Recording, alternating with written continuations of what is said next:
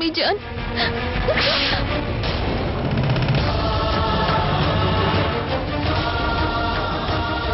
అమ్మి జాన్ కాస్త నేను చెప్పేది వినండి. నన్ను అమ్మి జాన్ అని పిలవకు. నన్ను అమ్మి జాన్ నిదానించండి బాబీ జాన్.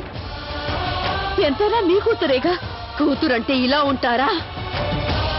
కూతుళ్ళు ఎలా ఉండాలంటే వాళ్ళ పేరు ఎత్తగానే తల్లి గర్వంతో తలెత్తుకునేలా ఉండాలి. కానీ ఇది చేసిన పని వల్ల దీని పేరు ఎత్తే ముందే ఇది చేసిన పాపపు పనులు నా చెవుల దాకా వచ్చాయంటే ఇది ఇది ఎలాంటి కూతురు గుల్బదన్ బేగం? తన కన్న తల్లికి తలవంపులు తెస్తుందా? తన సొంత అన్నయ్యకే వెన్నుపోటు పడవాలని చూస్తుందా? తన వదిన పవిత్రతకి కళంకం పూసే ప్రయత్నం చేస్తుందా? లేదు గుల్బదన్ బేగం. కూతురంటే జోధా బేగం లాగా ఉండాలి. జలాల్ నీకు ఏం తక్కువ చేశాడని అలాంటి అన్నయ్యకి?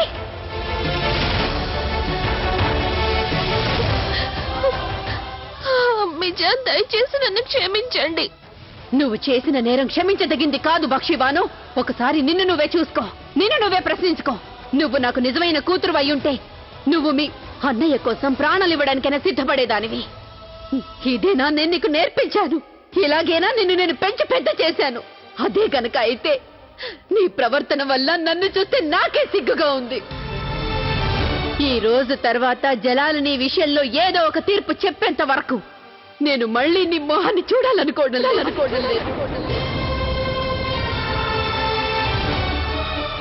ఇక క్షమించడం అంటావా? నువ్వు నా విషయంలో అలాంటి ఆశలేమీ పెట్టుకోవద్దు.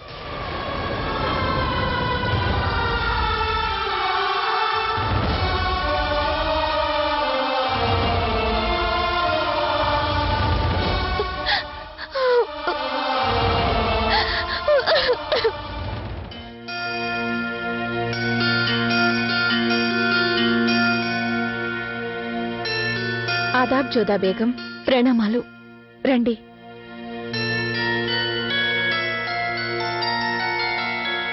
కూర్చోండి. మా దృష్టిలో తమరెంత ఉన్నత స్థాయిలో ఉన్నారంటే నేను మీ ఎదుట కూర్చోడానికి కూడా సాహసించలేకపోతున్నాను. నిజంగా నా కోసం మీరు చేసింది ఒక అక్కగా నేను సుకన్య విషయంలో కూడా చేసేదాన్నేమో. తమరికి కృతజ్ఞతలు ఎలా చెప్పుకోవాలో మాకు తెలియడం లేదు. అక్కా చెల్లెళ్ళు లాంటి మాట అన్నావు కదా జోదా బేగం. ఇక శుక్రియాకి తావెక్కడుంది? సమయస్ఫూర్తంటే ఏమిటో ఎవరైనా మీ దగ్గరే నేర్చుకోవాలి. అలాగే విశ్వాసపాత్రత మీ నుంచి నేర్చుకోవాలి. జోదా బేగం, నేనిదంతా చేయగలిగానంటే నాకు మీ విశ్వాస పాత్రత మీద, పవిత్రత మీద నమ్మకం ఉన్నందువల్లే చేశాను. తమలో నిజాయితీ చూశాక మీకు తోడుగా నిలవాలనిపించింది. అదే షెహన్షా విషయంలో కూడా మీ మొహంలో ఉన్న సత్యపు కాంతిని చూసి మీ పవిత్రతని నమ్మి తీరాల్సిందే. నాకు ఎంతో సంతోషంగా ఉంది జోదా బేగం. షెహన్షా గారు తప్పు చేయనందుకు. వారు మీకు కేవలం న్యాయం చేయడం మాత్రమే కాదు, మీ గౌరవాన్ని కూడా ఎంతో గౌరవించారు. అయినా మా మనసు ఇంకా సంతోషించడం లేదు సలీమా బేగం. నేను షెహన్షా గారిని అపార్థం చేసుకున్నాను. నా నోటికొచ్చినట్టు వారిని నేనేవేవో అన్నాను. అందువల్ల మీరు ఇకపై అప్రమత్తంగా ఉండాలి జోదా బేగం. భార్యాభర్తల బంధం అంటే చాలా సున్నితమైనది. అసలు తప్పు మీది కాకపోవచ్చు, కానీ పరిస్థితులు అలాంటివి. అంతేకాక మీరు చాలా తెలివైన వారు. భర్తతో ఎలా ప్రవర్తించాలో మీకు చక్కగా తెలుసు. ఈ విషయంలో నాకు మీ మీద పూర్తి విశ్వాసం ఉంది. జోదా బేగం, మీ మనసు ఏం చెప్తుందో అలాగే చేయండి. మీరు మరీ ఎక్కువగా ఆలోచించొద్దు. ఎందుకంటే ఎక్కువగా ఆలోచించే కొద్దీ నిర్ణయాలు నీరసించిపోతాయి.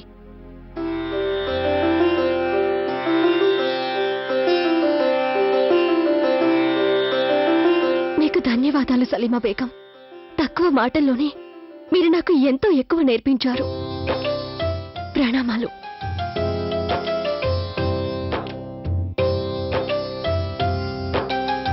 షెహన్షాకి జోదా బేగంకి మధ్య బంధాన్ని చల్లగా చూడు ఓ జగద్రక్షక.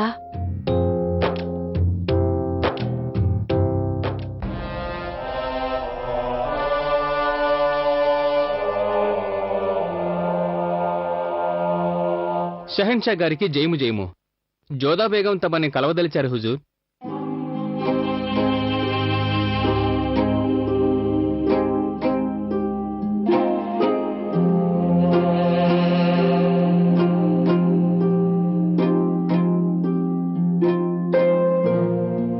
షహిన్షా, నేను మీరేం చెప్పదలిచారో మాకు తెలుసు జోధా బేగం. మా చెల్లెలైన బక్షీ కారణంగా తమరు ఎంతో సిగ్గుపడాల్సి వచ్చింది. కానీ నిజమేమిటంటే తమరి కంటే ఎక్కువగా మేం సిగ్గుపడుతున్నాం. మా సొంత చెల్లెలే క్షమాపణకి అర్హత లేని నేరం చేసేందుకు సిగ్గుగా ఉంది మాకు.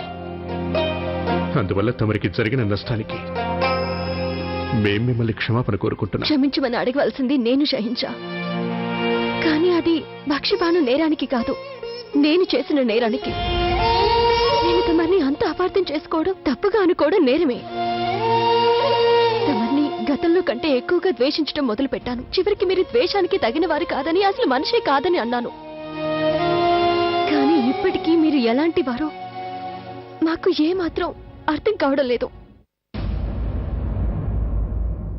మేము ఎలాంటి వాళ్ళమో మీకు తెలుసా జోధా? మాలోని మానవత్వాన్ని మేము కేవలం 14 సంవత్సరాల వయసులో ఉన్నప్పుడే యుద్ధంలో చంపేశాం. మేము హృదయం లేని మనుషులం. మాకు నమ్మడం అన్నది ఏమిటో తెలియదు. మేం కోరుకుంటే ఎవరిపైనైనా సరే మా ప్రేమని, మా ఇష్టాన్ని రుద్దగల శక్తి ఉన్నవాళ్ళం. కానీ ఇవాళ ఎందుకనో ఇవాళ మేము ఒకే ఒక స్త్రీని నమ్ముతున్నాం. మాకు తన పవిత్రత మీద, తన నడవడిక మీద పూర్తి నమ్మకం ఉంది.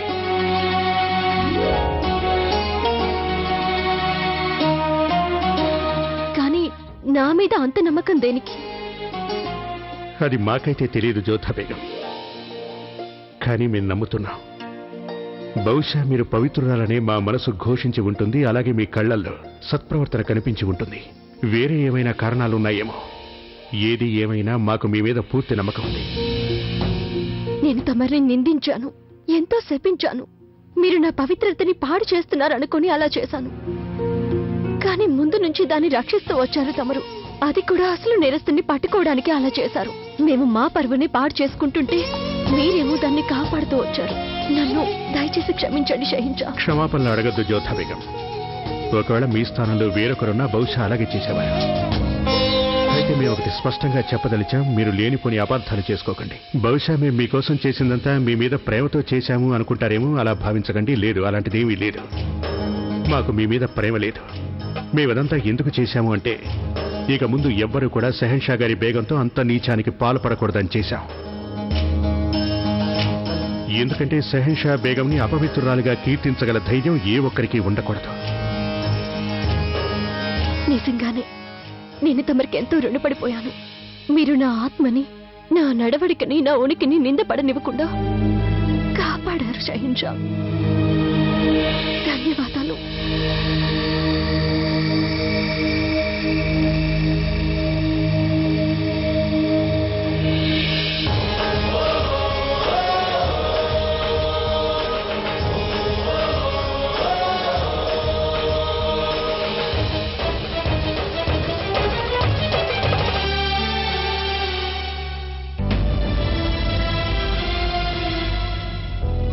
కనీసం షర్బతైనా తాగండి హుజూర్. నాకు తాగాలని లేదు. కొంచెమైనా తీసుకోండి. నేను చెప్పానుగా నాకు అక్కర్లేదని. నువ్వు ఇక్కడి నుంచి వెళ్ళు. నువ్వు వెళ్ళు. పోయినసారి నన్ను ఒంటరిగా వదిలేయమని నేనే మీతో అన్నాను. ఇప్పుడు మీకు అలాగే అనిపిస్తే మాతో చెప్పండి, నేను వెళ్ళిపోతాను. నేనేమి తప్పుగా అనుకోను.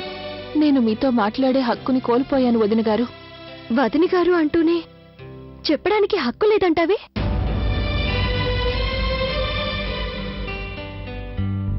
నేను మిమ్మల్ని ఒకటి అడగదలిచాను.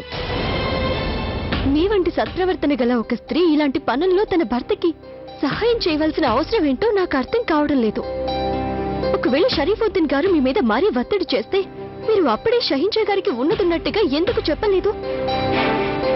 ప్రేమ కారణంగా వదిన గారు, నేను అంతులేనంతగా ప్రేమించే ఆ వ్యక్తి కోసం చేశాను. ఆయన్ని నేను కోల్పోతాననే భయంతో చేశాను. అది ఎంత మాత్రమూ సంభవం కాదు. మీరు కేవలం భయంతోనే ఆ పనులన్నీ చేశానంటారా? బహుశా దీని గురించి మీకు అర్థం కాదు వదిన గారు. నేనొకసారి భర్తను కోల్పోయిన దాన్ని మళ్ళీ అలాంటిది జరగడం నేను ఏమాత్రం తట్టుకోలేను. నేను షరీఫుద్దీన్ సాహెబ్ని ఎంతగానో ప్రేమిస్తున్నాను. నేను వారి కోసం ఏం చేయడానికైనా సిద్ధమే. నా ప్రాణాలు అడిగినా ఇస్తాను. వేరొకరి ప్రాణాలు తీయమైనా తీస్తాను. నాకు మీతో ఎలాంటి శత్రుత్వం లేదు. అయినా నేను ఇదంతా చేశాను. నేను మీ సుఖాలను మీకు దూరం చేశాను. ఎందుకంటే నా భర్త ప్రేమ నుంచి నేను దూరం కాకూడదని. అసలు ఇది ఎలాంటి ప్రేమ? ఈ ప్రేమలో పడితే మీకు సరైన దానికి తప్పుకి తేడాన్ని తెలీదా? మీ అంతటి మీరే మిమ్మల్ని నాశనం చేసుకోవడానికి సిద్ధపడతారా? బహుశా ఇది మీకు అర్థం కాకపోవచ్చు వదిన గారు. ఒకవేళ మీకు అన్నగారికి మధ్య అంత ప్రేమ లేదేమో.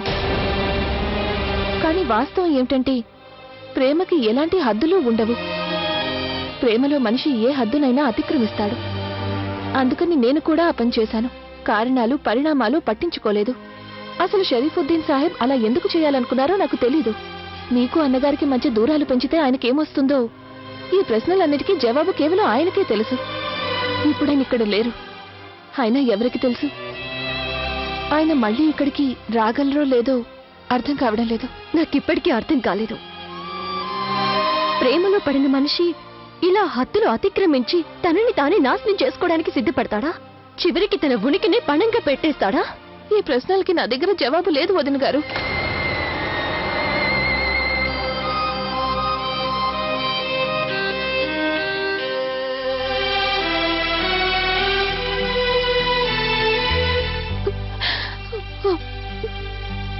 చెప్పండి జోదా బేగం, తమరు ఇలా వచ్చారేంటి? నేనిప్పుడే బక్షిబానితో మాట్లాడొస్తున్నాను. నన్ను నేనే ప్రశ్నించుకుంటున్నాను.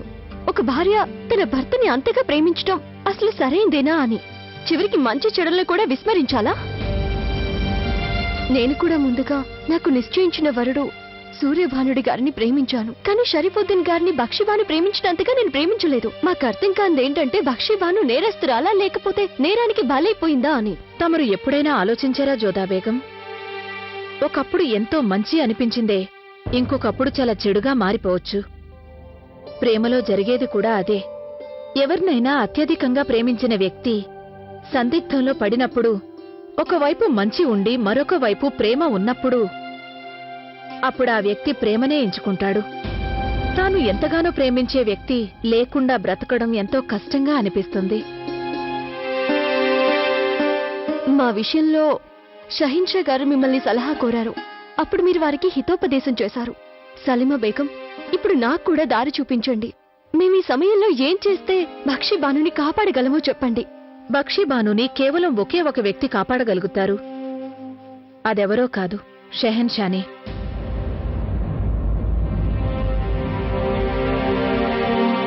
ఆదాబ్ బేగం సాహెబా, మీ ఇద్దరిని దర్బారుకు రావాల్సిందిగా కోరారు. షెహన్షా గారు బక్షిబాను వ్యవహారంలో తీర్పు చెప్పబోతున్నారు. మీరు వెళ్ళండి, మేమొస్తున్నాం.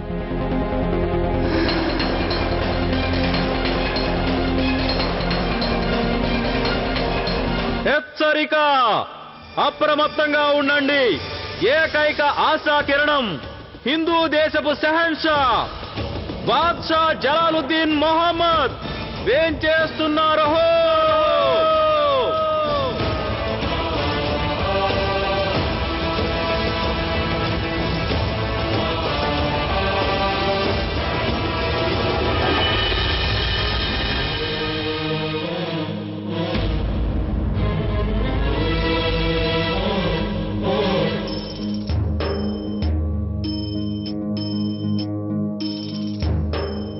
నాకంటే ఇదెవరు బాగా అర్థం చేసుకోలేరు. జలాల్ జీవితంలో ఇంతటి క్లిష్టమైన వేళ ఇంతకు ముందు ఎన్నడూ వచ్చుండదు. ఏ చెల్లెలి మీదైతే తను పంచ ప్రాణాలు పెట్టుకున్నాడో ఆ చెల్లెలకే ఇవాళ శిక్ష విధించవలసి వస్తోంది.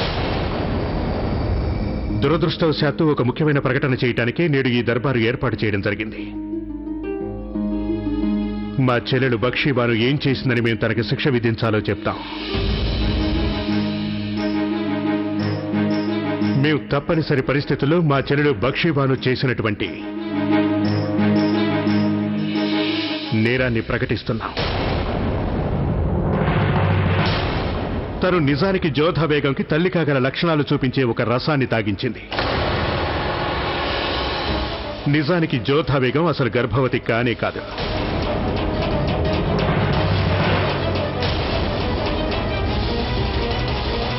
ప్రతి బాద్షాలాగే మొఘలాయి సామ్రాజ్యానికి ఒక వారసుడు లభించాలని మేము కూడా కోరుకున్నాం. కానీ కానీ మేము ఇప్పుడు అందరి సమక్షంలో ఒక ప్రకటన చేయదలిచాం. జోధా బేగం కడుపుతో లేరు. ఈ సామ్రాజ్యం తన వారసుడి కోసం వేచి ఉండక తప్పదు.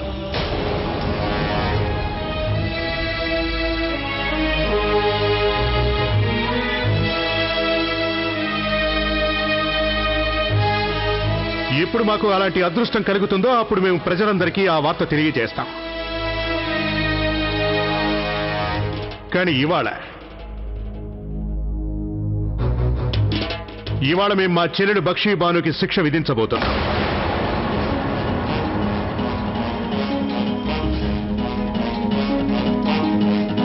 ఒక షహన్షాకి గద్దె మీద కూర్చోగానే అన్నిటికంటే ముఖ్యమైనది షహన్షాగా తన బాధ్యత. తను తన బంధాలన్నింటినీ పక్కన పెట్టాలి. కానీ ఇప్పుడు మా ఎదుట ఉన్న నేరస్తురాలు సాక్షాత్తు మా చెల్లెలు. మా సమస్య ఏమిటంటే మేము ఏ శిక్ష విధించినా అది ప్రజల దృష్టిలో తక్కువ శిక్షగా అనిపించవచ్చు. షహన్షా తన చెల్లెల మీద ప్రేమకి లొంగిపోయాడని ఈ మొఘలాయి సామ్రాజ్యంలోని ప్రజలు ఎవ్వరూ కూడా అనుకోకూడదనే మేము తనకు ఇక్కడ ఎలాంటి శిక్షను ఇప్పుడు విధించబోవడం లేదు.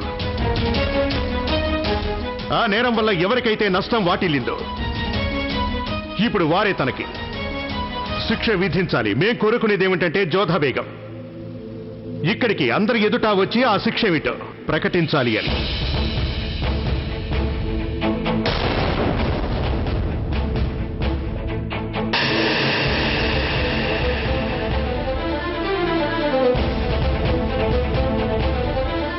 జోధా బేగం ముందుకొచ్చి తీర్పు చెప్పాలని కోరుకుంటున్నాం.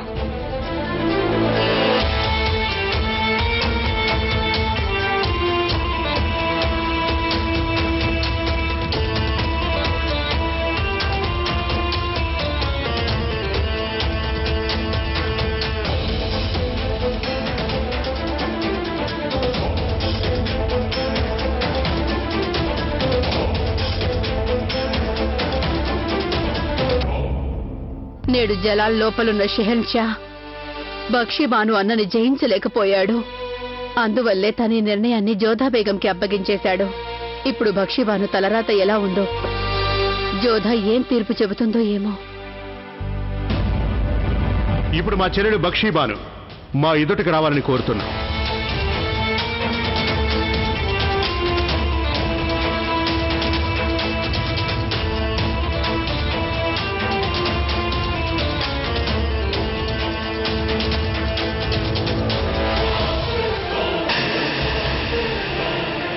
జోధా బేగం ఒక షహన్షా అయిన కారణంగా మేము ఇవాళ మిమ్మల్ని ఆజ్ఞాపిస్తున్నాం. ఇవాళ మీరే తనకు శిక్ష విధించాలి. నేను ఊహించలేదు షహన్షా గారు ఈ బాధ్యత నాకు అప్పగిస్తారని. ఇది నాకు ఎంతో కష్టమైన సమయం. కానీ ఒకవేళ నేరస్తురాలికి శిక్ష విధించకపోతే అది తనని వెనకేసుకురావడంతో సమానం. అందువల్ల నేరస్తురాలైన బక్షీబానుకి తప్పకుండా శిక్ష విధిస్తాం.